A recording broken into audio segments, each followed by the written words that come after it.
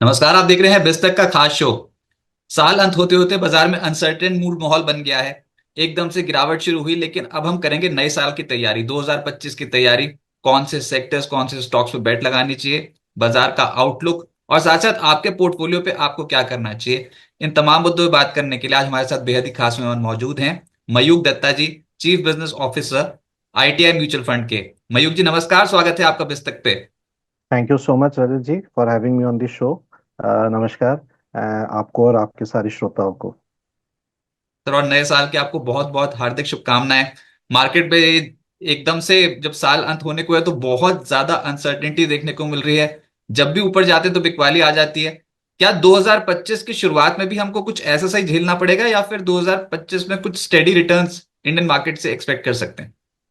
तो रजत जी, आपको, बिस्तक की टीम को और आपके सब श्रोताओं को नए साल की हार्दिक शुभकामनाएं।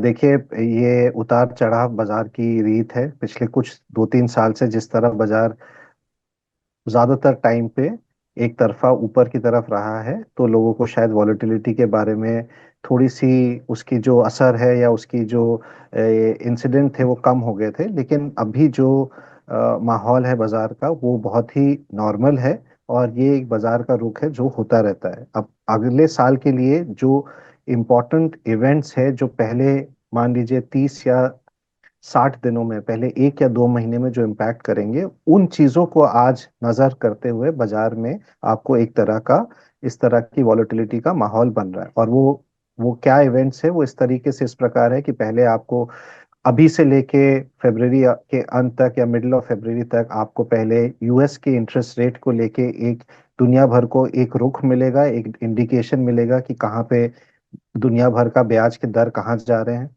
फिर वहां के प्रेसिडेंट के आने के बाद और उनके तरफ से जो उनकी नीतियां हैं उसका क्या इम्पैक्ट रहेगा। फिर आपके जियोपॉलिटिकल इश्यूज है जो हफ्ते दर हफ्ता चेंज होता रहता है, उसके ऊपर टिप्पणी करना किसी को नहीं पता कि कैसे इस तरह की चीजें निकलेंगी। और इंडिया में मोस्ट इम्पोर्टेंटली जो 2 या 3 इवेंट होंगे वो इस प्रकार है कि पहले किस तरीके की तीसरे क्वार्टर की किस तरह के कॉरपोरेट रिजल्ट्स आएंगे, कंपनीज अपनी अपने मुनाफों के बारे में और या अपने इनकम के बारे में वो किस तरह की इंडिकेशन देंगे। सेकंड, हमारा बजट अगले साल आने वाला है, वो 1 फरवरी को यूनियन बजट होगा। और साथ ही साथ फरवरी में जो पहला अगले साल के आरबीआई की एमपीसी का मीटिंग होगा, और वहां पे आपको ब्याज दर का, हम भारत देश पे का क्या रुख होगा उसके ऊपर होगा। तो जब तक ये चीजें प्ले आउट नहीं होती है, मार्केट थोड़ा सा अपने आप को buy probably sell on high पे, जिस तरह आपने कहा उस तरह के रुख पे इस वक्त है। पर इससे कहीं पे भी लॉन्ग टर्म ग्रोथ या कंपनीज की ग्रोथ या इंडिया की इकोनॉमी के ऊपर नहीं है। ये शायद शॉर्ट टर्म, वो शॉर्ट टर्म कहीं 2 महीने, कहीं 4 महीने, कभी 6 महीने भी हो सकता है। लेकिन अगर आपका अवधि बहुत लंबा है तो ये सब शायद एक तरीके से सभी के लिए एक अपॉर्चुनिटी बन जाता है। सर, ये जो जितने भी ट्रिगर्स हैं ये मार्केट में पहले भी तो आए हैं, पहले भी तो मार्केट पे सारे ट्रिगर्स पैन आउट होते हुए नजर आए हैं। ये पहली बार थोड़ी कि यूएस फेड की पॉलिसी आने, जी या फिर जी। आरबीआई की पॉलिसी आने, या फिर यस। बजट आने। ये जो अनसर्टेनिटी है, जो वोलेटिलिटी है मार्केट में, ये अनपैरेलल है। बहुत ज्यादा वोलेटिलिटी हो गई अचानक से। एफआईएस का मूड खराब हो रखा है, वो बेची जा रहे हैं, बेची जा रहे हैं। ये ऐसा क्यों हो रहा है? और एज अ फंड मैनेजर, आप अगर कोई फंड मैनेजर है तो उसको क्या बहुत दिक्कत आ रही है इस समय पोर्टफोलियोज को संभालने में, या फिर चौके ये part and parcel of the game है, ये फेज पार हो जाएगा, बाजार फिर से लॉन्ग टर्म में बहुत बेहतर रहेंगे, इसी कंसेप्ट पे चलते रहेंगे? देखिए, बात बिल्कुल सही है। ये कोई भी इवेंट पहली बार नहीं हो रहा है। लेकिन होता क्या है कि जब आप एक इंटरेस्ट रेट के रजीम, पहले आप एक तरफा, अगर 2021-22 में आप एक तरफा इंटरेस्ट रेट बढ़ाते हुए सिचुएशन में, माहौल में रहे, क्योंकि दुनिया भर में इन्फ्लेशन था, तो तब इक्विटी मार्केट भी नीचे आई थी। उसके बाद इंटरेस्ट रेट स्टेबल हो गई, तो फिर लोगों को लगा कि चलिए यहाँ से हम एक, इसको अगर हम कांस्टेंट मान के हम आगे की प्लानिंग कर सकते हैं। अभी जो चीजें हो रही है वो काफी वेरिएबल है। इस वजह से एफआई भी इस तरीके से सोच रहे हैं। एफआई क्यों ऐसा सोच रहे हैं? बहुत सिंपल चीज है, दो उनके मेजर इम्पैक्ट होते हैं। उनके, अगर उनके देश में अगर इंटरेस्ट रेट और घटता हुआ नहीं नजर आता है, या उस पे उनको कोई रोक टोक की आसार बढ़ते हुए लगते हैं, तो नेचुरली वो चाहेंगे कि हम कुछ पैसा वापस अपने घर में ले जाएं, क्योंकि वहीं पे उनका ब्याज दर बढ़ गया है। तो वहां पे भी उनको शायद डेट में या उनके इन्वेस्टमेंट्स में उनको अगर 4-5% आ रहा है, मैं एक एग्जांपल दे रहा हूँ, तो शायद वहां रहना चाहेंगे और इंडिया में वैल्यूएशंस में ना आए। दूसरा चीज मैं आपके श्रोताओं को ये बोलना चाहूंगा, हम एफआई की सिर्फ इक्विटी खरीद और बिकवाली पे ही टिप्पणी करते हैं। एक्चुअली एफआई ने पिछले इस 2024 में जो चीज लोगों ने नोटिस नहीं करा शायद, और वो ये भी है कि एफआई ने इंडिया में डेट भी खरीदा है।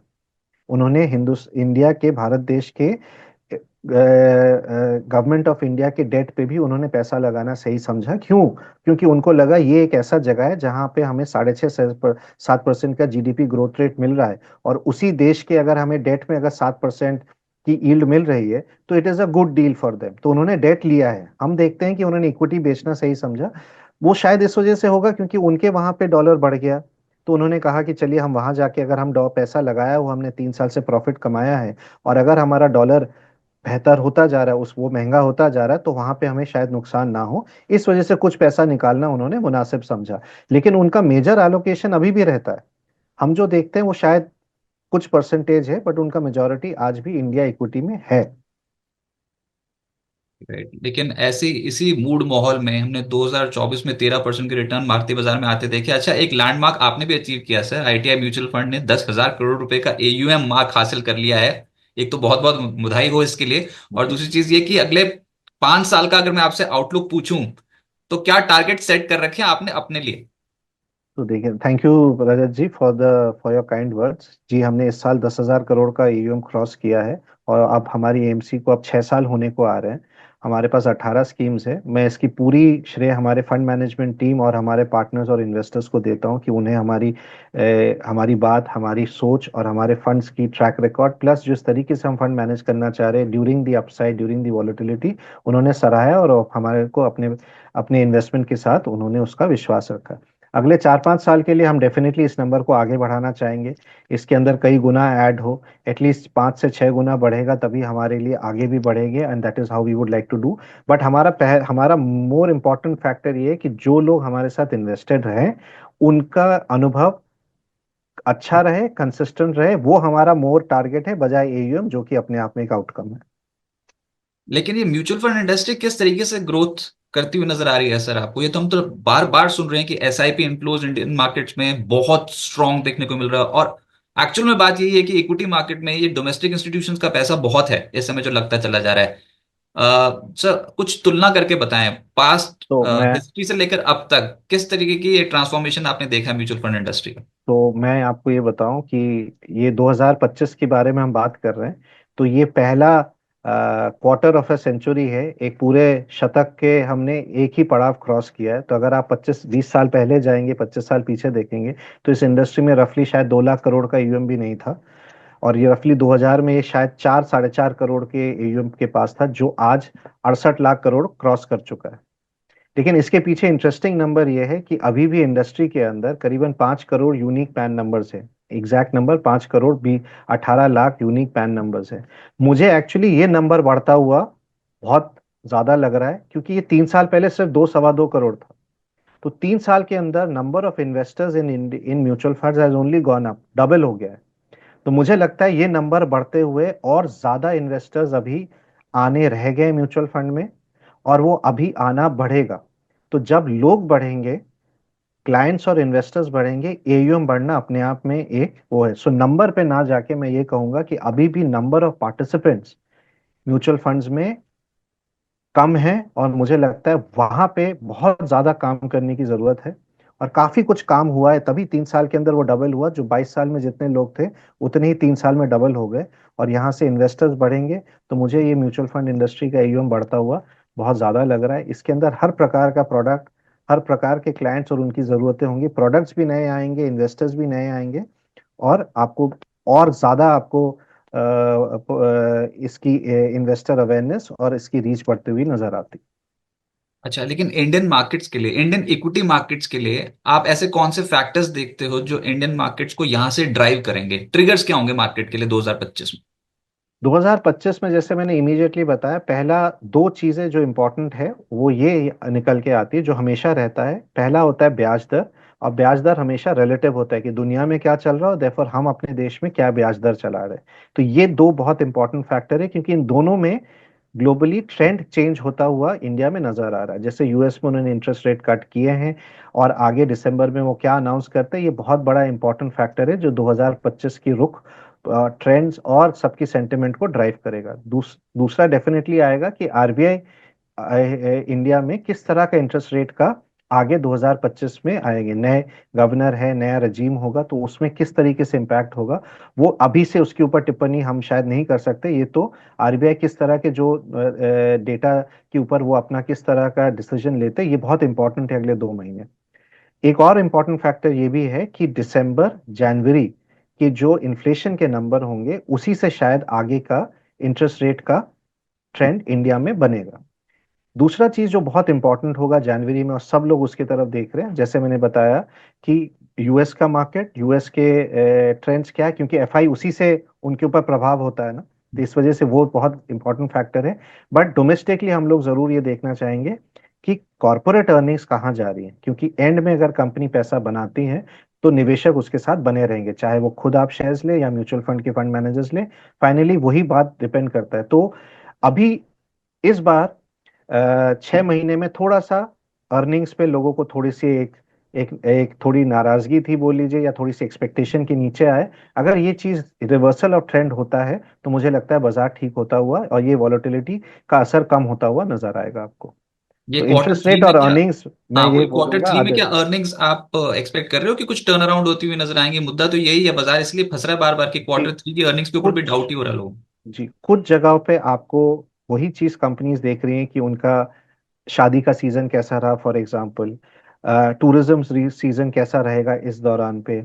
बाकी जगहों पे जैसे इंडस्ट्रियल एक्टिविटी का नंबर अचानक 6 महीने के, जहां लोग एक्सपेक्ट कर रहे थे नीचे होंगे, पिछले नवंबर का डेटा आया कि इंडस्ट्रियल एक्टिविटी बेहतर था। कुछ जगहों पे अर्निंग्स का वापस आया। वहीं पे बैंक्स में आप देख रहे हैं कि क्रेडिट की डिमांड कम है, लेकिन इतनी भी कम नहीं है जितने लोग नेगेटिव एक्सपेक्ट कर रहे थे। तो क्या होता है, जब नेगेटिव न्यूज चलती है तो लोग बहुत ज्यादा डाउनसाइड एक्सपेक्ट करते हैं, और जब अपसाइड होता है तो लोग उसको जरूरत से ज्यादा उसमें एक्सपेक्ट करते हैं कि बहुत अच्छा न्यूज रहेगा। हमेशा जो जो सच्चाई होती है वो कहीं बीच में आती है। तो वी थिंक दैट कि अर्निंग्स में नीचे हो सकता है, बट इतना नहीं खराब हो, और शायद हर एक कंपनी उस तरह के खराबी में जाए, ऐसा नहीं होता है। सर कौन से सेक्टर्स पसंद हैं? सब जानना चाहते हैं कि आईटीआई म्यूचुअल फंड जो ट्रैक कर रहा है, अपने अगर पोर्टफोलियो बनाना हो, कंसेंसस आपके सब फंड मैनेजर्स का क्या निकल के आता है कि ये सेक्टर्स बहुत बढ़िया रहेंगे 2025 के लिए? तो जो सेक्टर से ज्यादा जो बिजनेसेस और जो चीज हमें अच्छी लग रही है इस वक्त, वो ये इस प्रकार से, जो हमें 2025 में भी हमने अपने आउटलुक दिया उसमें हम यही बता रहे हैं। लॉन्ग टर्म ट्रेंड में अगर मैं पहला चीज बताऊं इंडिया में जिसकी डिमांड आगे के लिए और जिसमें बरकरार रहेगा, और उसके कई सारे रीजन, पहला चीज मैं ये बोलूंगा कि पावर की डिमांड इंडिया में, एनर्जी की डिमांड बढ़ती रहेगी। इसके कई सारे रीजन हैं, कई सालों से इसमें कोई नया प्लांट, नया प्रोजेक्ट नहीं आए हैं, जबकि सामने डिमांड बढ़ता जा रहा है। जिससे जैसे हमारी आबादी गांव की में भी बिजली जा रही है, या आप मैन्युफैक्चरिंग बढ़ाना चाहते हैं, या लोग शहर की तरफ आ रहे हैं, या आप किसी भी तरीके की बिजनेस देखिए, वो बिना बिजली के नहीं हो सकता है। अब इसके कई सारे सोर्स हो सकते हैं, मैं उनमें नहीं जा रहा हूँ कि रिन्यूएबल्स भी हैं, सोलर भी है, थर्मल की भी रिक्वायरमेंट है, और हर प्रकार के पावर की रिक्वायरमेंट है। जनरेशन की भी है, ट्रांसमिशन की और कंजम्पशन की भी है। पावर बढ़ता जा रहा है, और ऑलमोस्ट डबल आंकड़ों में ही बढ़ रहा है साल दर साल पिछले 10-12 साल से। आपकी टेलीकॉम की रिक्वायरमेंट बढ़ता जा रहा है। मैं और आप भी बात कर रहे हैं, शायद इस सार्थक तभी हो पा रहा है जबकि टेलीकॉम का नहीं होता, तो कैसे कर पाते? इनफैक्ट म्यूचुअल फंड की सारी इंडस्ट्री एक्चुअली इस वक्त काफी टेलीकॉम पे भी निर्भर रहता है। तो कनेक्टिविटी एक बड़ा इशू है, जो कि ये निरंतर आगे बढ़ता रहेगा। इसमें दूसरी चीजें जो हमें 2025 में अच्छी लगती है, जैसे हमें बैंकिंग का बिजनेस ठीक लग रहा है, इंटरेस्ट रेट नीचे आएंगे, डिमांड है, डिपॉजिट का ग्रोथ रेट है, ये सब फाइनेंशियलाइजेशन हमारे को लॉन्ग टर्म ट्रेंड लगता है। Then we are looking at pharma, कि यूएस में साइकिल के थ्रू चलता है, यूएस में डिमांड, इंटरनेशनल डिमांड फिर से वापस आ रहा है। डोमेस्टिकली भी डिमांड का पूरा जो छवि है वो चेंज हो गया है। आज रिसर्च पे, मेडिकल टूरिज्म पे आपको डेफिनेटली फर्क नजर आ रहा है। कंजम्पशन पिछले 6 महीने, 8 महीने से नीचे रहा, इस वजह से हमें लगता है कि ये रिवर्स भी होगा। कि पहले अर्बन कंजम्पशन था पिछले 1.5 साल तक, इस साल रूरल आया, अर्बन में थोड़ा कम हुआ, तो हमें कंजम्पशन भी ठीक लगता है। कैपिटल गुड्स, डिजिटल कॉमर्स, ये दो और चीजें हैं जहां पे हमें लगता है अभी भी कई सारी चीजें होती रहेगी। तो as a ITI mutual fund, we are definitely excited to look at the opportunities in in categories में, लेकिन एट द राइट प्राइस। क्योंकि एट म्यूचुअल फंड में फाइनली बिजनेस आप ओन करते हैं, बट आप किस भाव पे आ रहे हैं वो डिपेंड करता है। तो if we are getting it at a reasonable price, भी हम लोग इन बिजनेसेस में काफी ज्यादा इंटरेस्टेड रहेंगे।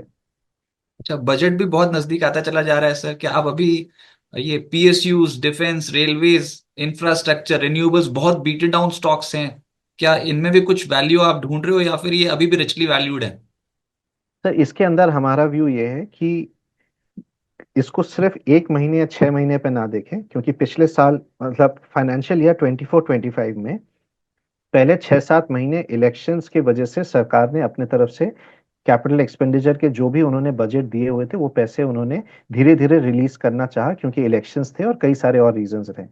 उसमें से हम सोचते हैं कि इसी साल के अंदर, अभी से लेके दिसंबर से लेके मार्च तक भी ऐसे कई सारे प्रोजेक्ट्स हैं जिसके लिए गवर्नमेंट फंड्स रिलीज करेगी या करने वाली है। ये प्रोसेस निरंतर है। और लगता है कि बजट में भी आगे जिस तरह का सरकार के टैक्स कलेक्शंस है और जिस तरीके से वो फिस्कल प्रूडेंस अभी भी बनाए हुए हैं, कुछ पैसा डेफिनेटली सरकार की तरफ से इसके चांसेस हैं कि वो अभी भी कैपिटल एक्सपेंडिचर इंफ्रास्ट्रक्चर पे खर्च करें। चाहे आप नॉर्मल में देखिए कि आज के तारीख में ऑलरेडी इंडिया में पिछले 20 साल के अंदर from about 40 we have gone to about 157 airports. ये नंबर बढ़ता हुआ नजर आ रहा है। आज दिल्ली बॉम्बे में ऑलरेडी सेकेंड एयरपोर्ट आने की अपेक्षा है 2025 में। तो इस तरीके, ये एक ही उदाहरण है, ऐसे कई सारी चीजें हैं जो कि होने की संभावना है। बट ये बजट में और क्लियरली निकल के आएगा कि सरकार के पास जो कमाई के थ्रू में जो आमदनी आती है वो केपेक्स में खर्च करेंगे या रूरल पे करेंगे या कहाँ पे उनको जरूरत है। तो आगे का रुख इसी बात पे बनेगा कि गवर्नमेंट की केपेक्स और उसके बाद प्राइवेट, देयरफॉर प्राइवेट कंपनियां कहाँ पे कैपिटल एक्सपेंस करना चाहेंगी। वैसे पिछले बजट में 11.11 लाख करोड़ रुपीस का कैपेक्स जो है वो सरकार ने तय किया था। इस बजट में आप समझते हो कि वो टारगेट बहुत मार्जिन से ओवरशूट होगा, या फिर इसी के आसपास का नंबर आ जाए तो वो भी बाजार को ठीक लगेगा? आई थिंक इसके अभी उसके बारे में कहना मुश्किल है, क्योंकि मैं बजट के ऊपर स्पेशलिस्ट नहीं हूँ। तो फाइनेंस मिनिस्टर के ऊपर कई सारे और भी इश्यूज होती है जिसके ऊपर वो देखेंगे कि किस तरीके का बजट है। बट इस नंबर के पास भी आपने 11 लाख बिल्कुल सही बताया, लेकिन अगर आप इस नंबर को पिछले 4 साल में देखेंगे, रफली ये करीबन 34 लाख करोड़ का आता है। पिछले 4 साल का अगर आप टोटल करेंगे तो 34 लाख करोड़ की इम्पैक्ट इमीडिएटली नहीं आता। आज जो हमारे को चेंजेस नजर आती है इंफ्रास्ट्रक्चर में देश में, वो उन बजट की वजह से जो 3 साल पहले जिस पैसे को जिस बजट के लिए दिया गया था, और आज उसकी इंफ्रास्ट्रक्चर या ब्रिज या एयरपोर्ट या कनेक्टिविटी या रेलवे या डिफेंस का आज उसको फायदा नजर आ रहा है। तो 11 लाख करोड़ का भी जो हमारे इकोनॉमी पे इम्पैक्ट आएगा वो कई सालों तक आता रहेगा। तो मुझे लगता है हम बजट को सिर्फ ये देखते हैं कि इसी साल खर्च होगा। एक्चुअली वो बजट अमाउंट है, लेकिन जैसे जैसे प्रोजेक्ट्स रिलीज होंगे ये पैसा खर्च होगा। तो मुझे लगता है ये नंबर सेम सिमिलर भी रहे तो 5 साल के अंदर अगर आप 34 में मैं ये कहूँ कि 11 लाख भी रहता है तो 45 लाख करोड़ सरकार की तरफ से अगर केपेक्स पे एक अमाउंट दिया गया है, तो 5 साल का रुख अगर आप देखेंगे बहुत बड़ा अमाउंट है हमारे जैसे ग्रोइंग कंट्री के लिए। तो same number is also good. And उससे आई एम श्योर कि कलेक्शंस बेहतर है तो थोड़ा सा ऊपर ही रहेगा। But where it is being spend is more important than the amount. अच्छा, ये ना हमेशा म्यूचुअल फंड में अगर पैसा डाले ना कोई भी, तो उसको ये दुविधा रहती है कि लार्ज कैप में पैसे डालूं या फिर मिड कैप में या फिर फ्लेक्सी कैप में, या पता नहीं कौन से कैप में, क्योंकि बहुत सारे कैप्स हैं। तो सर अभी ये जो लड़ाई है ना लार्ज कैप और मिड कैप्स के बीच में हमेशा चलती रहती है, आपको लग रहा है अभी मिड कैप्स थोड़े अभी भी इन लेवल्स पे भी थोड़े ज्यादा हाईली वैल्यूड हैं, या फिर अभी वही बात है कि बाजार में जब चलेंगे तो एकदम से मिड कैप और स्मॉल कैप फंड्स में ज्यादा रिटर्न मिल सकता है? तो उसके इसके आंसर बहुत सिंपल है कि पिछले 10 साल में से अगर आप देखें लार्ज मिड के अंदर, 10 साल में से करीबन 7 साल मिड कैप पहले रहा है, लार्ज कैप पीछे रहा है। बट इसका मतलब लार्ज कैप खराब नहीं है। आज भी अगर लार्ज कैप का सबसे छोटा कंपनी और सबसे बड़े कंपनी में 100वें नंबर और 1 नंबर कंपनी के बीच में करीबन आज के तारीख में ऑलमोस्ट 23 टाइम्स का ग्रोथ है। तो ऐसा नहीं है कि लार्ज कैप होने के बाद कंपनियां बढ़ती नहीं है। आज 100 नंबर की कंपनी ऑलमोस्ट आप मोटा मोटा तौर पे मान लीजिए 90,000 करोड़ की कंपनी है, और 1 नंबर की कंपनी करीबन 19 लाख, 19.5 लाख करोड़ की है। It is the growth of large position available. लेकिन इन्वेस्टर को हमेशा आइदर और पे नहीं रहना चाहिए, इज माई व्यू, कि लार्ज कैप करूं या मिड कैप करूं। इशू ये है कि आप अपना इन्वेस्टमेंट अमाउंट कैसे बढ़ाएं हर साल, वो ज्यादा इंपॉर्टेंट है। और अगर आप समय देने के लिए रेडी है, ये दोनों चीजें आपके कंट्रोल पे है। कल लार्ज कैप चलेगा या मिड कैप चलेगा, वो किसी के कंट्रोल में नहीं है। But what is controllable for the investor, मैं आपके श्रोताओं को ये बोलूंगा कि आपका अगर अमाउंट आप अगर हर साल अगर बढ़ा पाए, और अगर आप समय देने के लिए रेडी है, तो over a period of time आपकी अनुभव इन्वेस्टमेंट से कहीं बेहतर होगा then many of the other people. Now coming to specifically large mid and valuations में कहा, definitely large caps are at a better valuation today at mid cap, but mid cap की valuation ज्यादा होने के कारण भी बहुत सिंपल है, क्योंकि ग्रोथ भी वहीं रहेगी। आगे की बड़ी कंपनियां वहीं से निकल के आ रही। पिछले 1.5 साल के अंदर करीबन 15-20 ऐसे कंपनीज हैं जो मिड कैप रही हैं, और आज वो लार्ज कैप में उनकी तुलना, उनकी जो नंबर रैंकिंग है वो एक्चुअली लार्ज कैप में आ गई है। तो लार्ज कैप का नंबर भी बढ़ता रहेगा, वहां पे भी ग्रोथ होगा। आज भी सबसे बड़ी लार्ज कैप कंपनी करीबन 90,000 करोड़ की है, सबसे छोटी लार्ज कैप कंपनी करीबन 27,000 करोड़ की है।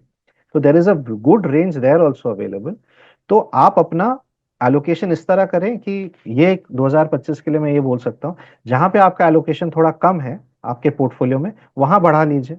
और अगर ये कैलकुलेशन नहीं कर पा रहे हैं, तो आप फ्लेक्सी कैप या मल्टी कैप जैसे कैटेगरी में रहे, जहां पे फंड मैनेजर आपकी तरफ से ये कहाँ पे इन्वेस्टमेंट करना चाहिए वो अनुकूल हिसाब से वो लगाते रहें। लेकिन किसी आइडियल म्यूचुअल फंड को, क्योंकि हम तो उसके साथ बहुत लंबे समय तक चलना चाहते हैं ना, म्यूचुअल फंड जो भी हमने खरीदा है, तो किसी म्यूचुअल फंड का चयन करने के लिए कोई तीन चार चीजें जो बहुत इंपॉर्टेंट होती हैं उसको देखना चाहिए इन्वेस्टर्स को, वो कौन सी होती हैं सर? पहला चीज मैं बोलूंगा जो सबसे कठिन होता है, कि जब बाजार गिरता है तो ये कैटेगरी कितना ज्यादा गिरता है, और बाजार चलता है तो ये कितना ऊपर जाता है, वो आपको एक आइडिया देता है। लोग ऊपर वाला देखते हैं, नीचे की तरफ देखने से आपको एक आइडिया रहेगा कि वॉलेटिलिटी के समय क्या ये कैटेगरी ज्यादा गिरता है या कम गिरता है। वो एक आइडिया रहता है कि उससे क्लाइंट इन्वेस्टर अपने आप को समझा सकते हैं कि इतनी वॉलेटिलिटी के साथ मैं कंफर्टेबल हूं या नहीं हूं। कि बाजार अगर 10% गिरा और अगर ये कैटेगरी 12-13 या उससे ज्यादा गिरता है, is that okay with me और नॉट। क्योंकि मुझे पता है जब बाजार ऊपर चढ़ेगा तो शायद ये ऊपर जाने की प्रोबेबिलिटी भी बेहतर है। टू गेट दैट अपसाइड, क्या मुझे एक्स्ट्रा डाउनसाइड के साथ मैं कंफर्टेबल हूं कि नहीं, अगर मैं हूं तो आप इस तरह की कैटेगरी में ज्वाइन जा सकते हैं। सबसे आसान तरीका होता है लोगों का कि पास परफॉर्मेंस देखे, ट्रैक रिकॉर्ड देखे, वो एक इंपॉर्टेंट फैक्टर है, बट सिर्फ उसके ऊपर ना रहे। दूसरा चीज मैं ये बोलूंगा कि ओवर एलोकेट वो ध्यान रखे कि मिड कैप अच्छा चल रहा है, तो समय के साथ क्या होता है, पिछले 3 साल के अंदर मिड कैप अच्छा किया है, तो सभी का पैसा मिड कैप में चला गया। नेचुरली वो जब वॉलेटिलिटी के समय गिरता है, तो लोगों को वो नेचुरली थोड़ी सी नाराजगी बोल लीजिए या थोड़ी सी चिंता तो बढ़ी जाती है। तो वहां देखिए कि साल दर साल अगर आपका एलोकेशन बढ़ा हुआ है, उसको आप कैसे बैलेंस कर सकते हैं, खुद करें, अपने एडवाइजर या डिस्ट्रीब्यूटर के साथ बैठ के करें। तो ये ट्वीकिंग बहुत ज्यादा जरूरी है।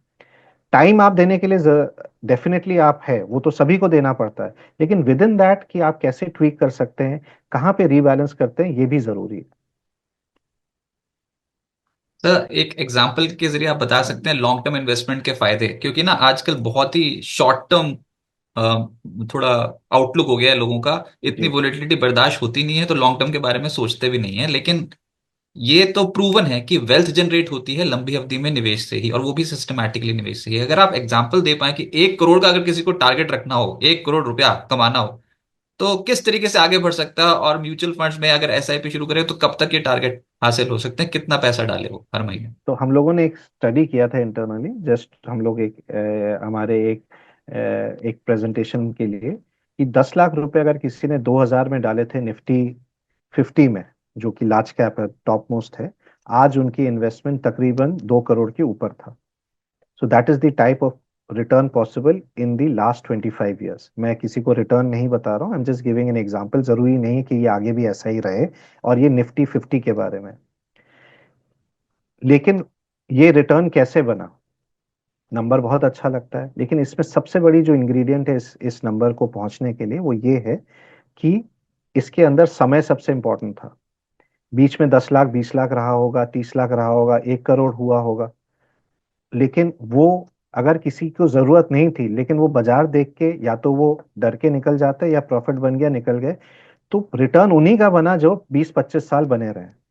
तो एक्चुअली जो आप बड़े इन्वेस्टर्स को टीवी पे सुनते हैं, देखते हैं, या अपने अमेरिकन मार्केट में देखते हैं जहाँ पे इतने सालों का ट्रैक रिकॉर्ड है, वो वही लोग हैं जिन्होंने आज 20 30 40 साल से या करीबन 60 70 साल से इन्वेस्ट किया हुआ है। तो समय सबसे बलवान है, is what I am trying to say. क्यों करना चाहिए, इसका रीजन ये होता है कि ये देखा गया है कि समय के साथ probability of making huge losses actually थोड़ा रिड्यूस हो जाता है, रिटर्न वही रहता है। आप 1 साल के लिए इन्वेस्ट करते हैं तो शायद आपको -20 25% 30% भी होता है। लेकिन आप 5 साल 8 साल 10 साल के लिए रहेंगे, तब वो chance of the probability zero नहीं हो सकता, लेकिन काफी कम हो जाता है। मैं फिर से दोहरा रहा हूँ कि I am giving a disclaimer कि ये पास्ट रिटर्न के ऊपर मैं बात कर रहा हूँ, एक एग्जाम्पल के लिए। ये किसी फंड या इन्वेस्टमेंट या उसके बारे में नहीं है, it is just to give an example कि 20 25 साल जब आदमी इन्वेस्टेड रहता है, किस तरीके का रिटर्न उन्होंने इंडिया मार्केट में देखा है, जहां पे अभी भी हम डेवलपिंग नेशन है। उस टाइम हम $1 ट्रिलियन की भी इकोनॉमी नहीं थे, करीबन $440 बिलियन की इकोनॉमी थे, आज हम $4 बिलियन की इकोनॉमी। 25 साल में हमारा करीबन 10 गुना हमारा इकोनॉमी बढ़ी है। तो आपके रिटर्न भी उस हिसाब से उसी देश से आपका बन सकता है, लेकिन बने रहने पे बनता है। तो किसी साल पॉजिटिव रिटर्न, किसी साल थोड़े नेगेटिव रिटर्न, जी इस बिल्कुल है। तरीके का मूड माहौल देखने को मिलेगा। आपकी जी आपकी हमारी 2003। बात हो रही है 24 200 24 300 के जोन पे। तो ये एक नंबर समझे, बस एक निफ्टी का नंबर है। जी और आने वाले समय के लिए वैसे कहाँ तक देखते हो सर आप 4 से 5 साल में इस नंबर को, निफ्टी के 24,300 का जो नंबर है? Definitely it will be better than this, but मैं नंबर तो अभी दे नहीं पाऊंगा because I don't know my self. तो मेरा देना उसका कोई, markets can in the short term it can go down 10 in any point of time, 10 15% जाने की नीचे रहता है। लेकिन 5 साल में I definitely don't see this to be anywhere near जो आज का नंबर है, इससे कहीं ज्यादा बेहतर होगा। अर्निंग्स ग्रोथ कंसिस्टेंट आप देखते हो अगले कुछ सालों तक? मैं सालाना बेसिस पे बात कर रहा हूँ, सीएजीआर।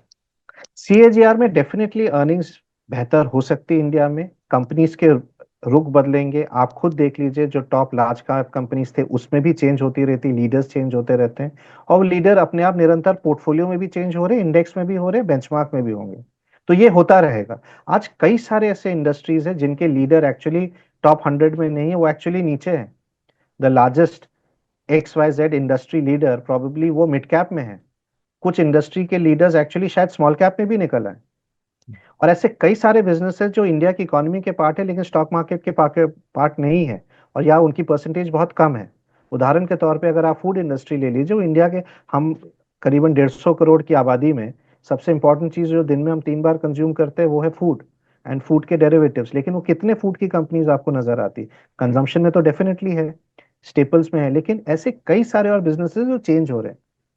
ई कॉमर्स की कंपनीज आएंगी, डिजिटल कंपनीज हैं, और भी कंपनीज हैं इंफ्रास्ट्रक्चर रिलेटेड। तो इसका जो कंपनीज है, जो 2000 के जो लीडर्स थे, वो 2010 में भी वो चेंज हो गए, 2010 के कंपनीज 2025 में भी चेंज हो गए। तो ये, दिस इज नेचुरल, क्योंकि एक इकोनॉमी भी चेंज हो रहा है, राइट? तो ये आगे 2000 अगले 25 साल में भी आई am sure type of companies in India will change. लेकिन इकोनॉमी, दिशा सही है, गति पे हम हमेशा डिबेट कर सकते हैं लेकिन दिशा पे नहीं डिबेट करेंगे। अर्निंग्स ग्रोथ आपको जीडीपी, नॉमिनल जीडीपी के पास या उससे ज्यादा आपको आगे मिलता रहेगा। That is how even fund managers are looking for such companies, जहां पे आपको नॉमिनल जीडीपी जो आज के तारीख में 7% प्लस, अगर आप 5 6% का इन्फ्लेशन ले ले तो 11 12% का अगर नॉमिनल जीडीपी ग्रोथ रेट है, company should be growing better than that. Right Mayukh ji, बहुत शुक्रिया सर आपका हमारे साथ जुड़ने के लिए। बहुत कुछ सीखने को मिला आपसे सर, और बात करके बहुत मजा आ गया। एक बार फिर से बिस्तर की पूरी टीम की ओर से आपको नववर्ष की हार्दिक शुभकामनाएं। Thank you. Thank you so much Rajat ji, आपको भी और आपकी टीम को भी बहुत बहुत शुभकामनाएं। Wish you a very happy new year for 2025।